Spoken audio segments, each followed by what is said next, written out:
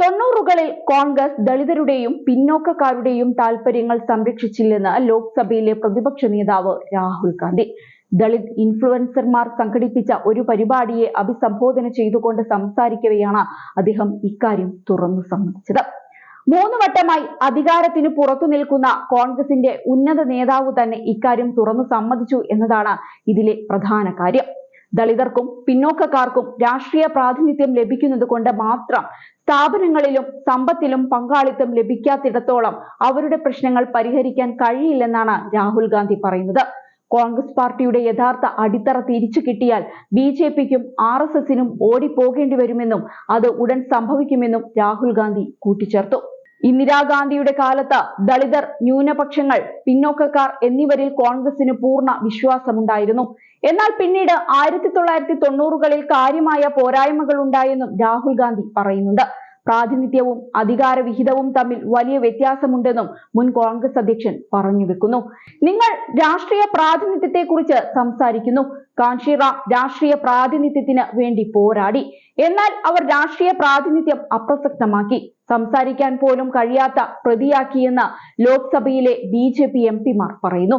സ്ഥാപനങ്ങൾ, അത് വിദ്യാഭ്യാസമായാലും corporate ഇന്ത്യയായാലും judiciary ആയാലും അധികാരത്തിന്റെ വിഹിതം അവർക്ക് ലഭിക്കണം. ഞാൻ മുൻപ് പറഞ്ഞതുപോലെ പിന്നോക്കക്കാർക്ക് 50% ജനസംഖ്യയുണ്ടെങ്കിലും അധികാരത്തിന്റെ വിഹിതം വെറും 5% മാത്രമാണ്. ദളിതർക്ക് 15% ജനസംഖ്യയുണ്ടെങ്കിലും അധികാരത്തിൽ 1% മാത്രമേ ഉള്ളൂ. അടുത്ത ചോദ്യം അധികാരത്തിന്റെ വിഹിതത്തെക്കുറിച്ചും സമ്പത്തിനെ കുറിച്ചുമാവണമെന്നും രാഹുൽ എടുത്തു പറയുന്നുണ്ട്. അതേസമയം 2014 വരെ തുടർച്ചയായി 2 വട്ടം UPA സർക്കാർ അധികാരത്തിലെത്തിയ ശേഷം പിന്നീട് കോൺഗ്രസിന് ഭരണത്തിലേറാൻ സാധിച്ചിരുന്നില്ല. കഴിഞ്ഞ 3 തിരഞ്ഞെടുപ്പുകളിൽ നരേന്ദ്രമോദിയുടെ നേതൃത്വത്തിലുള്ള BJPയാണ് വെന്നിക്കൊടി പാറിച്ചത്.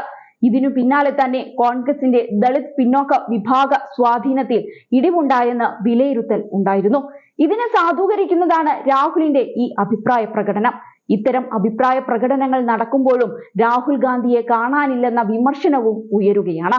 അതായത് പ്രയാഗ്രാജിലെ 144 വർഷത്തിലൊരിക്കൽ നടക്കുന്ന മഹാകുംഭമേള, ഡൽഹിയിലെ നിയമസഭാ തിരഞ്ഞെടുപ്പിന്റെ പ്രചരണം എന്നീ കാര്യങ്ങൾ നടക്കുകയും രാജ്യത്തിന്റെ വിവിധ ഭാഗങ്ങളിൽ നിന്നുള്ള നേതാക്കൾ ഈ സുപ്രധാന അവസരങ്ങളിൽ പങ്കെടുക്കുകയും ചെയ്യുമ്പോൾ ലോക്സഭയിലെ പ്രതിപക്ഷ നേതാവായ രാഹുൽ ഗാന്ധി ഈ പരിപാടികളിൽ നിന്നെല്ലാം വിട്ടുനിൽക്കുന്നത് ശ്രദ്ധേയമാണെന്ന് ചൂണ്ടിക്കാട്ടുകയാണ് ചിലർ.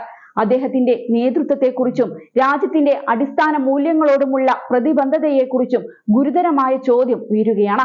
ഇങ്ങനെയൊരു നേതാവിന് നാളെ എങ്ങനെ ഇന്ത്യ ഭരിക്കാൻ കഴിയുമെന്ന ചോദ്യവും മറുതലക്കിൽ നിന്ന് ഉയർന്നു വരികയാണ്. ഇതിനൊന്നും മറുപടി നൽകാതെ രാഹുൽ തിരക്കിൽ നിന്ന് തിരക്കിലേക്ക് നീങ്ങുകയാണ്.